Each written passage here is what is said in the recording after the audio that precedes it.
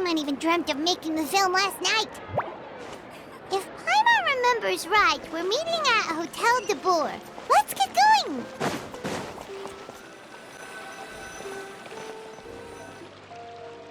Ayaka! Yoimiya! You're already here! Good morning. Xavier said yesterday afternoon went well. Yeah, and how about you, Ayaka? What were you up to yesterday? After we split up, Ayato went to see Udex Nervillette at the Palais Mermonia. I was originally thinking of going with him, but he said he could manage it himself. He told me to go see the sights around Fontaine and to enjoy the local culture. So I rode the aquabus with Yoimiya and visited the Opera House on Aranias Island. Yeah, you wouldn't believe what we saw there! 2 mechanical puppets that were dancing together! You've already seen them, right?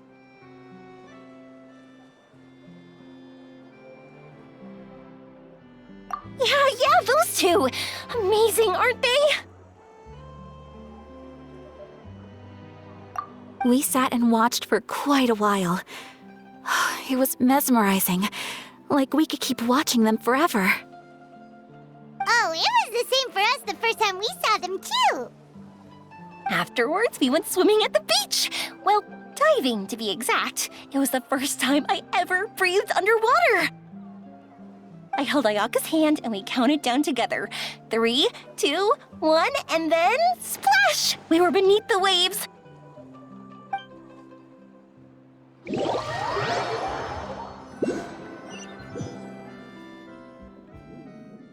At first, I didn't dare to open my mouth. But once I couldn't hold my breath any longer, I decided to take a big breath in. Turns out the water wasn't as salty as I imagined. It didn't really taste like anything at all.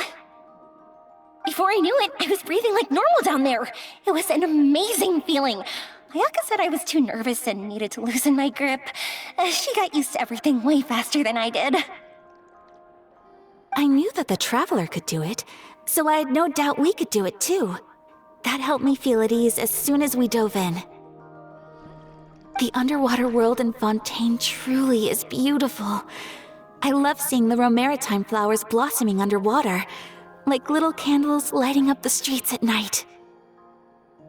Yeah, and there were so many creatures that we've never seen in Inazuma. Like those fish that shimmer like a sword blade. Whoosh! Oh, and those big fish that call when they see people. Ooh. Oh, you mean Hunter's Rays and Blubber Beasts! I just love the name Blubber Beast.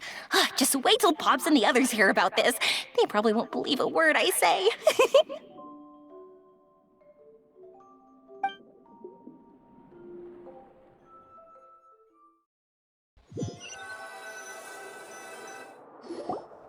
Yoimiya was down there for quite a while. It was dark before we finally rode the aquabus back to the city. I figured she'd want to sleep in today. Yeah, even I was worried that I wouldn't be able to get up. I still felt like I was drifting in the waves when I went to sleep last night. But as soon as I woke up today, I remembered that we'd all be shooting a film together, and I was ready to go. Speaking of the film, where's everybody else? My brother and Xavier were speaking to the restaurant owner about using the place as a filming location. They should be here soon. As for the others, We're here. Please excuse my tardiness. I just finished the Special Patrol's 6-mile morning jog. Wait, 6 miles? I'm so tired. I heard you all chatting, so I decided to come down. I sure could use some of that endless energy everyone else has. Good morning, everyone. Morning. Can someone fetch me a cup of coffee? More milk, hold the sugar. Sure, I'd be happy to do that for you. No, you can't go anywhere. Please, have a seat over here so I can get started on your makeup. Ugh, the last thing I want is coffee stains on my costumes. I can get the coffee. It's the perfect job for an assistant.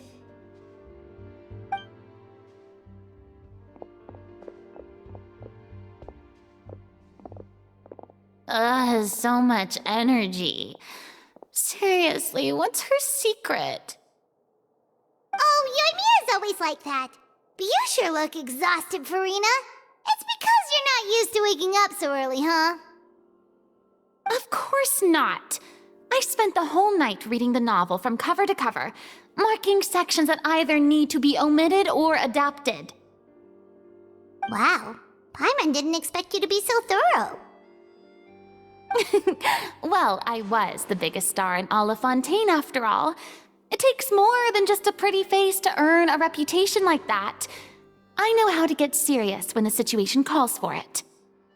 I went all out when I was acting as an Archon, so why wouldn't I do the same for my own life? Here's your coffee, Director Farina.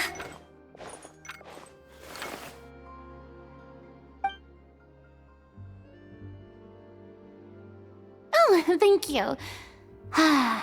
The sound of being called director and the aroma of coffee feels almost as refreshing as hearing the birds chirping in the morning.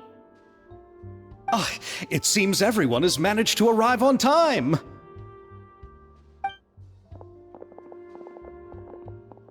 We've reached an agreement with the restaurant owner. We are free to use the second floor to shoot our film. Really? That's great! He is really looking forward to our film and hopes that providing his restaurant as a filming location will attract more customers. Well then, Mr. Xavier, I'll leave the rest to you. Okay, thanks. First, I'd like to introduce our new members. This is our prop manager, Veronique. She'll be in charge of all the film's props and items. And this is Bonneau, our lighting technician. He'll be in charge of lighting and illumination to set up each scene's atmosphere. Wow. Sure feels like we have some real professionals joining the crew now.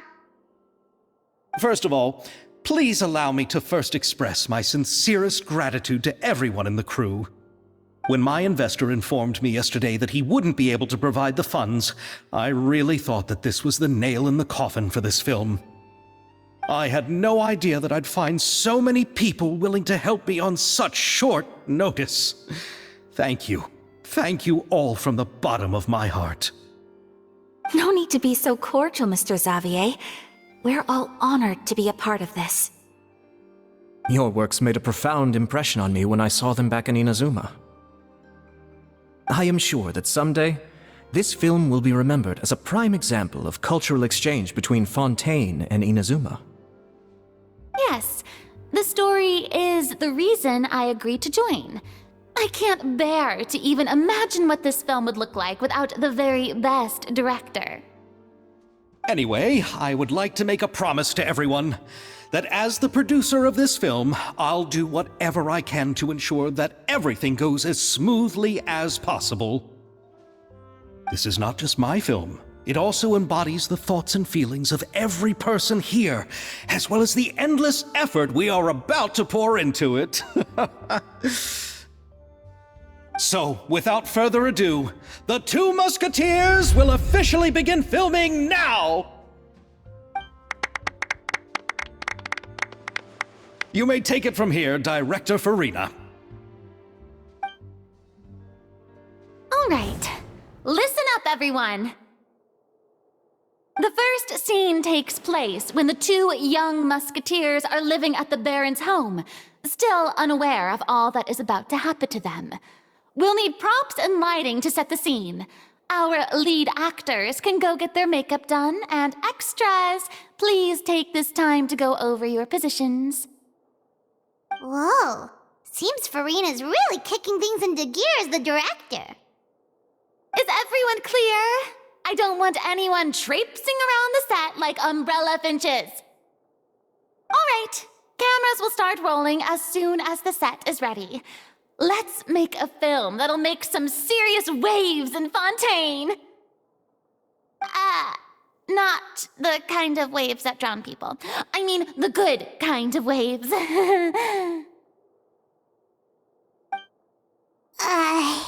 Seems like she's still a bit traumatized by that.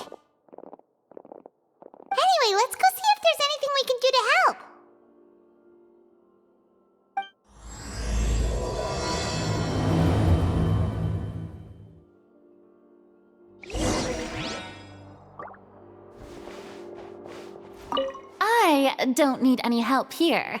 Why don't you try asking someone else?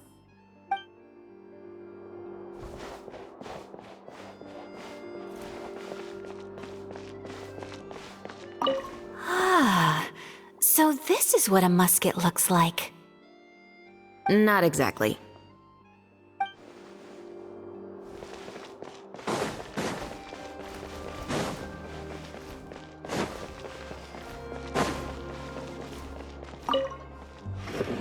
How about here? A little more to the left. You got it. Hey, Yoimiya, do you need a hand? No, I'm fine. You know, doing the lighting is kind of like designing a fireworks show. It's interesting to imagine what kind of atmosphere the lights will create. I heard that the Traveler will be operating the camera and Paimon will be the clapper loader, right? Those roles are just perfect for the two of you. Really? Is that because it'll be easy for Paimon to hold the clapperboard while flying? Well, sure, there's that, but that's not exactly what I meant. I just think that after all your journeys together, you two must have developed a super close bond and just naturally know how to work with each other. If I'm not mistaken, the director will want the cameras rolling as soon as the clapperboard goes clack. Oh, I see! It's amazing to see the magic behind filmmaking. Yoimiya, we need lights over there, too.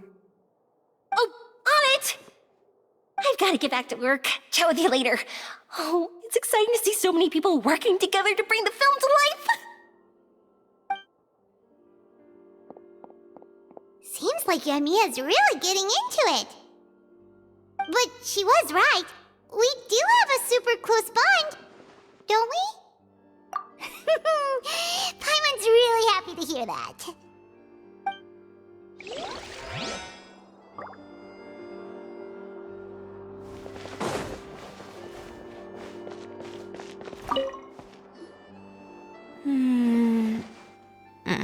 Ayaka has mentioned you to me before. She said that you two were great friends when you were kids. No talking. I'm thinking about how to do your eyeshadow. Ah, yes. To help me really look the part. To achieve a more young and naive look for this scene. Are you saying the wrinkles around my eyes are too deep? You just have too much of a calculating look in your eyes. You sure don't mince your words. It seems you really haven't changed much. Quiet.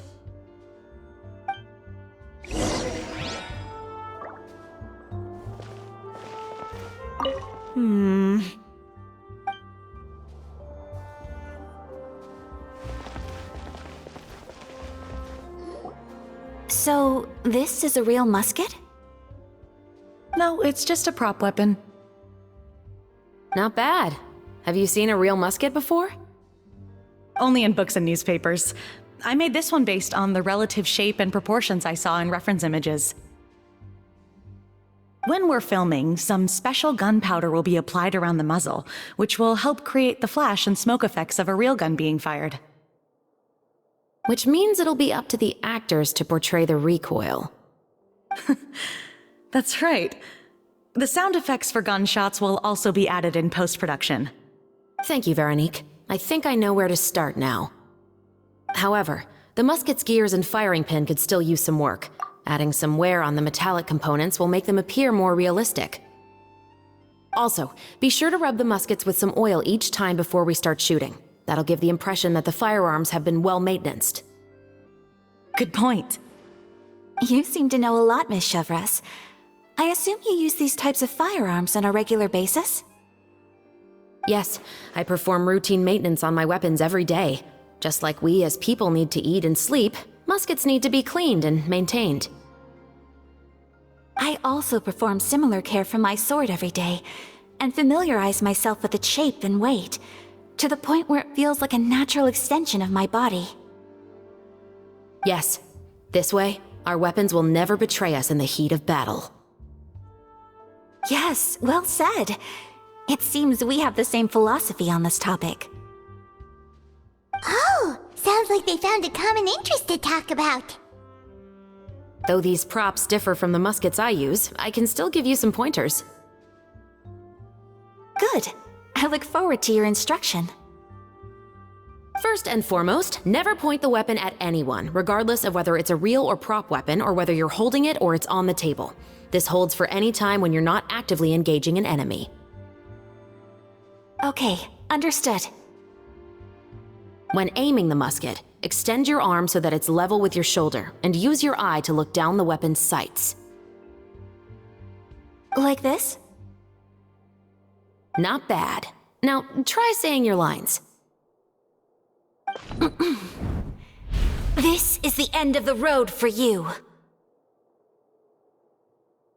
Good. Now turn your body a little. That way, you'll give your enemy less of a target to work with. And relax your shoulders. Here, allow me to demonstrate. This is the end of the road for you. Huh. Excuse me, Miss Chiori. Director Farina, there's something I wish to discuss with you. Oh? What is it? Like this? Yes, much better. What do you think? I do see your point. But are you sure you wish to do this? I believe it would be most fitting. Well, if you insist. All right, I understand. Miss Ayaka, Miss Chevris, could the two of you please come over here? Huh? What's going on? Are we gonna start filming now? Let's go see. What is it? I have a question for you, Miss Chevris. Would you be willing to play the role of a musketeer? What? To clarify, I would like to turn over my role to Miss Chevris. But brother... Don't worry, Ayaka. I actually view this as a good thing. I was becoming troubled trying to set aside some time to speak to the staff at the Palais Mermonia. I would like to have some conversations about the cultural exchange between our two countries, and I've heard that the bureaucratic process here can get rather complicated. Now, I will be able to focus on my work. Besides, you also know that I'm not really one for public performances. Are you really sure? From a director's point of view, I also felt like the relationship between the two musketeers in the original story could be improved. The older brother in the story plays the lead role with his overbearing character, but this causes his character to overshadow that of his sister, and the theme of the two supporting and relying on each other isn't conveyed very well. But if we were to change the siblings to two sisters of a similar age, then that aspect of the story might come through more clearly. Also, I've seen you instructing Ayaka. That cold and dignified personality is exactly what we need for the older musketeer. Of course, even with all these insights, the decision should still be made by Miss Chevris. Chevros mentioned that she really likes the story, right? Paimon bets that she'll take the role.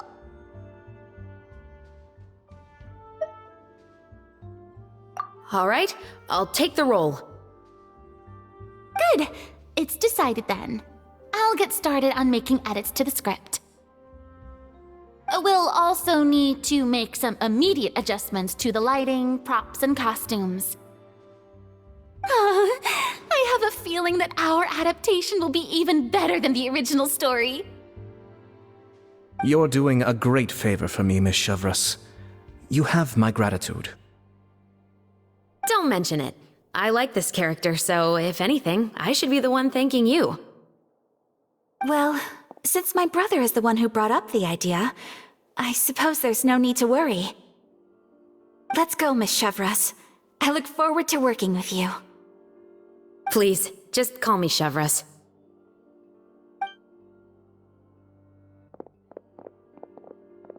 Seems like you're really going out of your way to solve the problem I was having with your makeup. Surely you jest, Chiori. I assure you that I was mostly motivated by a desire to spend more time on formal business. Oh, come on. You really think I'd buy that? According to what I've heard from Ayaka, her brother is someone who can juggle 10 different matters at the same time. I'm sure you have other reasons for backing out. Perhaps. Ayaka always said she wanted to go out and see more of the world, just like the Traveler. But I feel that she needs not only to see other nations, but also to make some different kinds of friends. I think it would be harder for her to make new connections with me constantly by her side. I would like to give her some space. Alright, go on. Spoil her some more. Ayato, it's too bad you're stepping down from the role. Paimon really wanted to see you act as a musketeer. No need to poke fun at me. I'd wager that you also felt that I wasn't the best candidate for the role. It's a little hard for Paimon to imagine you saying those lines. Yes, I've made an appointment to meet some people from the Palais Mermonia. Now, I will have some more time to prepare. Traveler, get the camera ready. Paimon, get the clapperboard. Actors to your positions. We're about to start shooting the first scene. Go on now. And please take good care of Ayaka. Yep, don't worry. Thank you. I look forward to seeing the film when it's finished.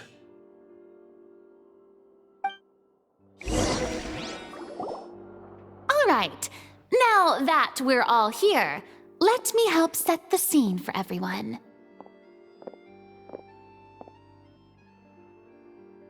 The first scene takes place when our two main characters are still living at the Baron's estate. They've been ostracized and verbally abused by others in the household, but they still have no idea why.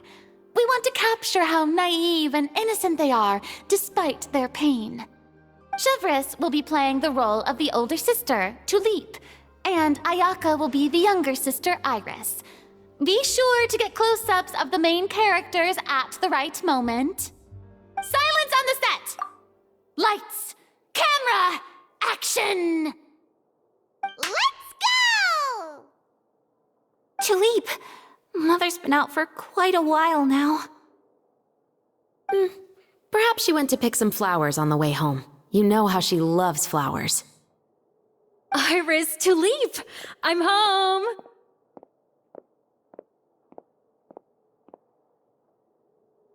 Mother! You were out for so long, we were beginning to worry about you. I'm sorry, but I'm back now, safe and sound. Here, I brought your favorite treat, apple turnovers. Mother, what are those bruises on your hand? Huh? What bruises? Oh, I must have bumped into something while I was working yesterday. But I didn't notice them this morning. Then perhaps they're from when I accidentally tripped when I was out just now. By the way, did you have fun playing at home?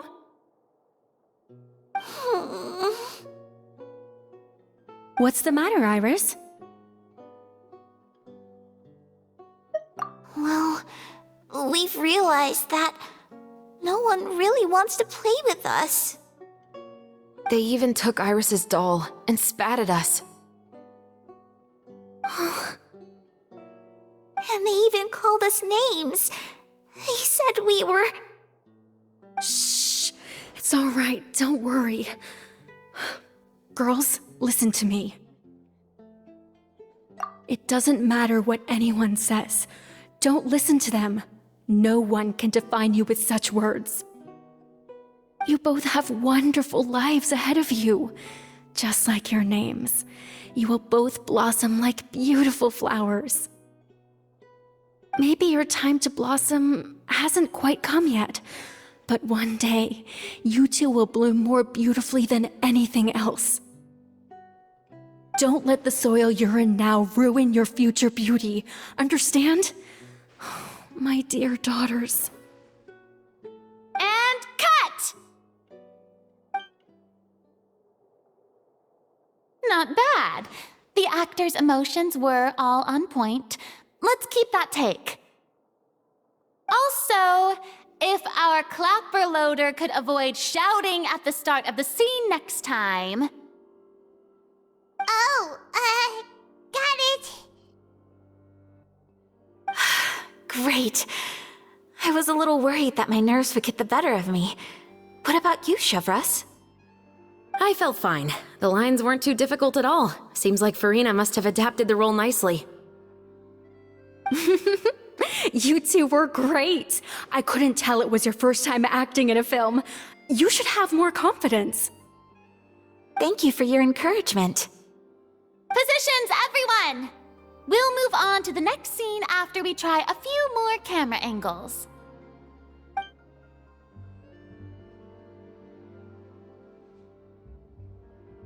This scene is when our two characters return home, only to discover their mother has been murdered. Ready? Lights! Camera! Action! Mother, we're back! Mother?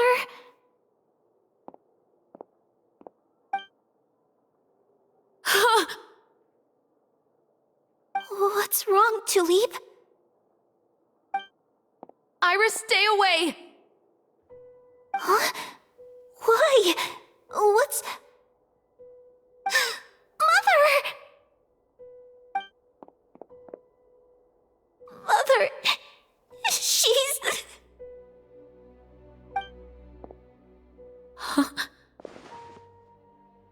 There's poison in this cup. Huh? I could have sworn I've seen this kind of cup before. Those aristocrats. They didn't even try to cover up their actions.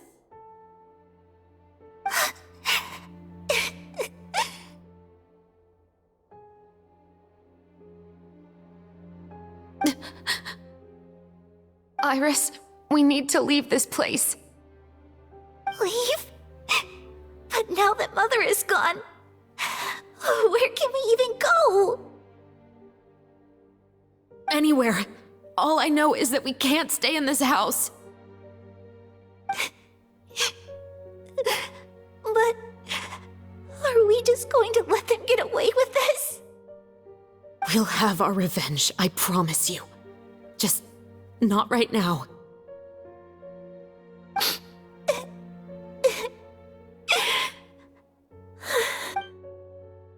Come on, let's go. No, wait. We can't just leave Mother here like this. At least let me leave this rose with her. That's why we went out in the first place. To buy her this flower. All right. Goodbye, Mother. We'll avenge you.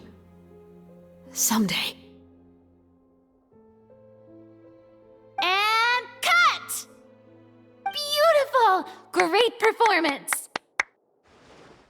Oh my, you're so amazing, Ayaka! And were those real tears I saw? How did you do it? I was surprised too. Thank you for the kind compliments. Actually, as soon as Director Farina said action, I told myself not to think about anything. I just felt the weight of the moment and became the character. It's quite similar to practicing the art of the sword. You clear your mind and focus only on what's happening in front of you. Ayaka's performance was amazing. Have I discovered an acting prodigy? Pipe down, everyone! We need to move on to the next scene!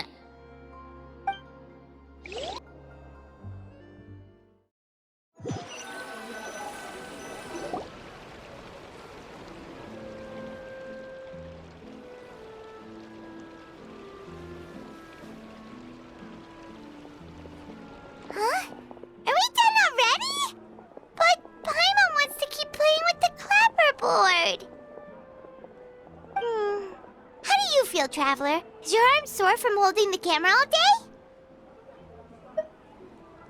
Good work, you two. You too, Shivers. You were quite the actress today. I've read this novel many times before. I have a good grasp of my character's mindset. Anyway, do you remember my request from yesterday? Oh, right! We were having so much fun that Paimon nearly forgot! You have a case where the murders seem really similar to the cases in the novel, right? So, how are they similar exactly? In the story, the main characters grow up to become two musketeers, always using their guns to carry out their revenge. And on each of the victims, they place a rainbow rose as a signal that they've returned. Yes, that's correct. We found rainbow roses just like in the novel. Seems like you're connecting the dots now. Oh, that does sound pretty concerning. Especially after seeing the script today. Oh, now Paimon can't stop wondering what kind of ulterior motive the murderer might have. What do you think, Traveler? You're smart. Paimon wants to hear your thoughts. Good. On behalf of Fontaine's Special Security and Surveillance Patrol, thank you for your dedication to justice. There's no time to lose. We should start investigating right away. Follow me. Huh? Right now? But we just got done filming all day. Paimon's so tired. The most valuable intel always comes after nightfall. They are like small, remote islands in the middle of the sea. If you don't stay vigilant, you will pass right by them in the fog. That's how one of my favorite books always puts it, at least. So, where are we going right now? Let's start by checking out some workshops that sell mechanical components. If the culprit is making their own weapons, it's very likely that they'll visit those sort of places.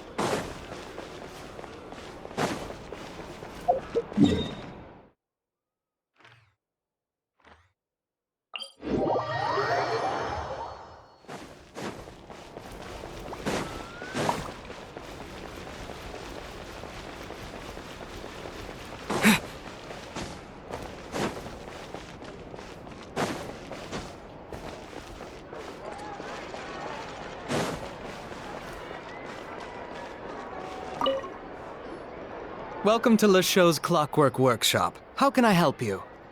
Hello. I'd like to know if anyone has purchased some special components lately. Special components? Sorry, could you be more specific? I mean the kind of components that aren't typically used for clockwork toys, but for firearms. Huh? For firearms? No, we don't sell those sort of things here. Don't misunderstand. I'm not here to cause any trouble. We are merely investigating a case, and we're hoping that you could cooperate. Well, to be completely honest, I'm not even sure what kind of components that would entail. Has anyone ever purchased components here as an individual rather than on behalf of an organization? We have a lot of customers who buy toys, but those who buy components are all regular customers who buy in bulk on behalf of their organization. Is that so? I understand. Thank you for your cooperation. You're welcome. It's the least I can do.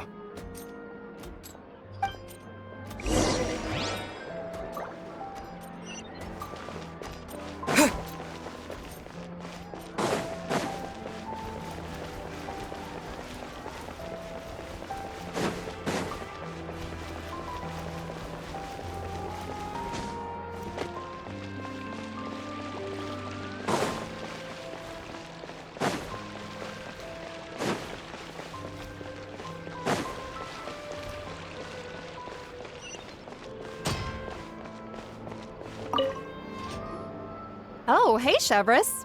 Run out of oil for your musket again? Hello, Estelle. I want to know if anyone has come to your shop recently to order some firearm components. Oh, is this another case? Let me think. I don't think so. Some people have requested that I make some prop guns for the Fontinalia Film Festival. but I refused all of those requests. Oh? Why's that? Because there's no profit! I only make things here that can do some real heavy lifting. I don't have the energy to make some new molds just for the festival. Then has anybody come specifically looking for mechanical components? Well, I usually sell off my scrap to the Fleuve Cendre. I don't typically give them to one specific person. I understand. Thanks for your cooperation. Don't mention it. Always happy to have the Musketeers' patronage. Seems like we haven't found any leads to go off yet. Yeah, unfortunately. All right, let's head to Fleuve Cendre next. Huh? Are you sure? People might not be so thrilled to see the captain of the special patrol there. You think so, huh? Then I guess you don't know. Huh? Know what? That I grew up in Fleuve Cendre.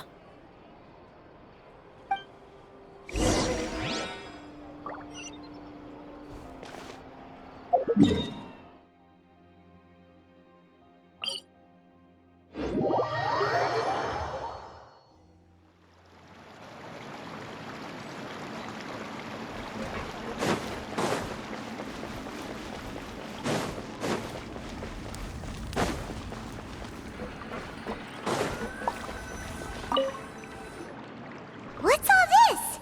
Some broken planks and barrels, as well as some liquor bottles?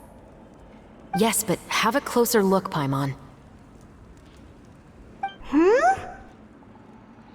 Even though somebody has purposefully tried to clean them up, these are obviously marks from musket bullets. In other words, someone was here trying to improve their shot. They were using the barrels and bottles for target practice. Could it have been the killer? Your guess is as good as mine.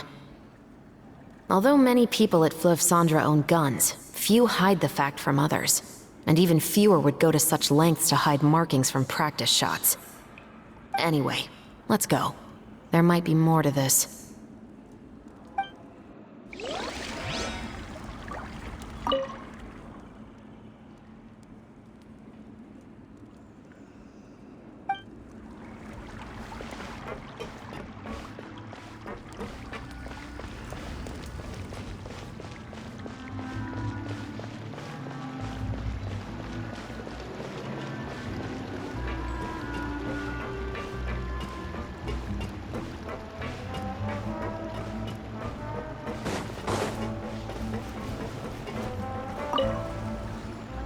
Hello, I'd like to ask some questions.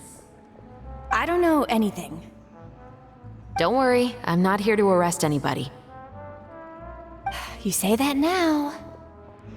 It's the truth. Here, take this as my guarantee. Wait, did Paimon just see what she thinks she saw? Is the captain of the special patrol bribing a citizen? Seems you're different from the other guards. What do you want to know? Have you heard anything related to muskets in Fleuve Cendre lately? Anything at all? Muskets, huh? All I know is that about 2 weeks ago, we started hearing some loud noises at night. So loud that it's been waking me up. Were they gunshots? Possibly. It's hard to tell around here. Someone's house collapsing, a pipe exploding somewhere, it's all the same. But the noises I'm talking about definitely happened after I fell asleep. Do you know where the noises were coming from? I don't remember clearly. Is it that you don't remember, or that you need to think about it some more? You tell me. Then please, think about it some more. She's giving her even more Mora! The noises came from the end of the Southern Waterway. I came out and had a look for myself when I wasn't sleeping well, but I didn't dare get too close. That's all I know. All right, I'll take your word for it. Thanks for the pâte de fruits.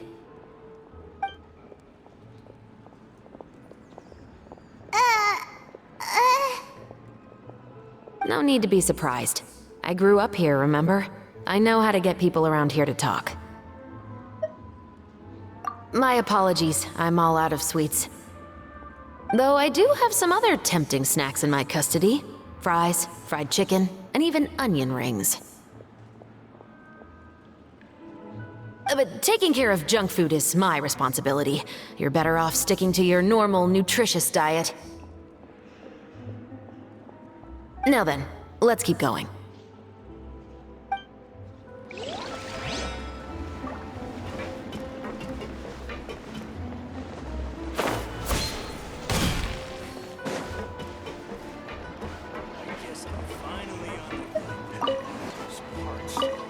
What's taking him so long?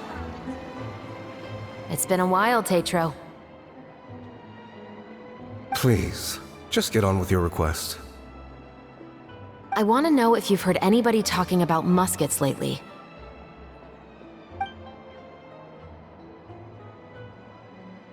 Information isn't free, you know.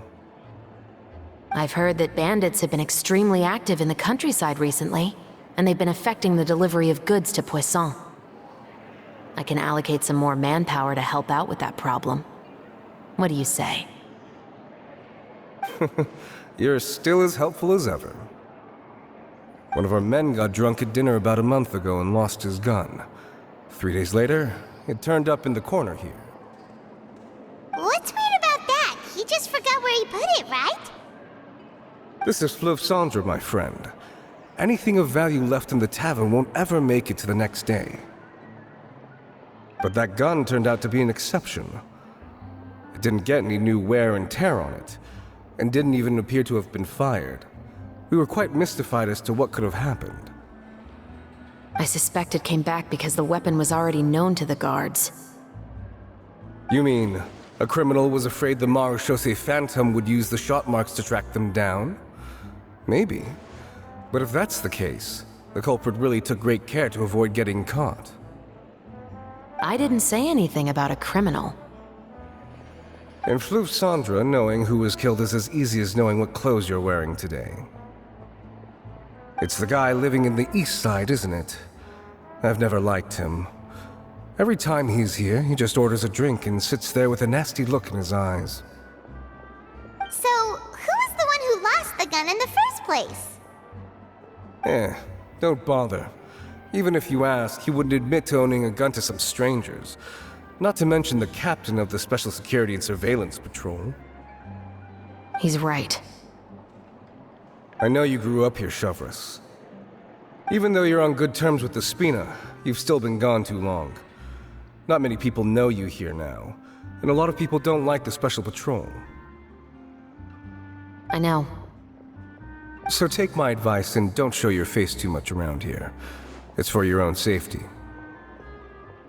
I'll come and go as I please, and I'm afraid I'll be appearing more often due to my work. All right. Don't say I didn't warn you.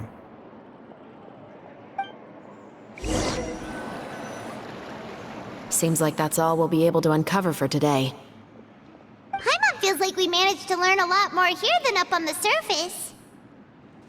Yes. Assuming that everything we found is indeed connected to our suspect, then their timeline was probably something like this. A month ago, our suspect found a gun and took it home to disassemble it. Once he'd figured out its mechanics, he brought it back. In the following weeks, he used some parts to create his own makeshift musket, and took it to the Fleuve Cendre for target practice. Then, a few days ago, he found his target and carried out the murder. Once the deed was done, he left a rainbow rose on the body, just like the scene in the novel. That all makes sense to Paimon, but we're still no closer to figuring out the killer's identity! The deceased was a resident of Fleuve Cendre. It's said that he was a poor, solitary man. Yeah, that's also something I'm trying to figure out. If we are indeed following the novel, and there's a story behind the murder, then this murder should be an act of vengeance. But according to our investigation, the deceased didn't have any enemies. He was no saint, but no one's heard of a rival who hated him enough to shoot him dead, much less care to leave a rose on his body. What message is the killer trying to convey, and to whom exactly? We've thoroughly investigated that possibility. He claims to have spent the whole day at the Opera House on the day of the murder, and the staff there have confirmed his account. Okay, so he has an alibi. Not only that, he lacks a credible motive as well. He has a family of his own, and both of his parents are still alive. I've looked into his records. He was adopted at the age of 6, and all the proper procedures were followed. There are also records of him at an orphanage before then.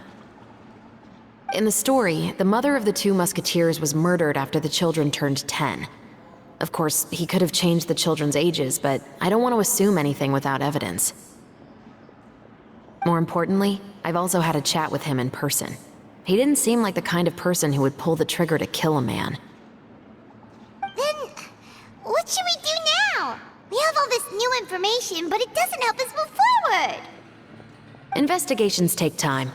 I didn't expect us to catch the culprit in just a single day. How about this? Let's spend the next few days filming with the crew. We can continue the investigation once we're done with the film. I'm sure that given time, new leads will present themselves.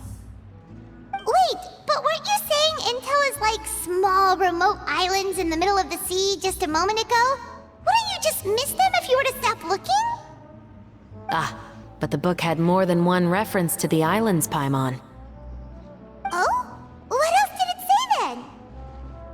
As long as you spend enough time sailing through the fog, you'll eventually come across an island.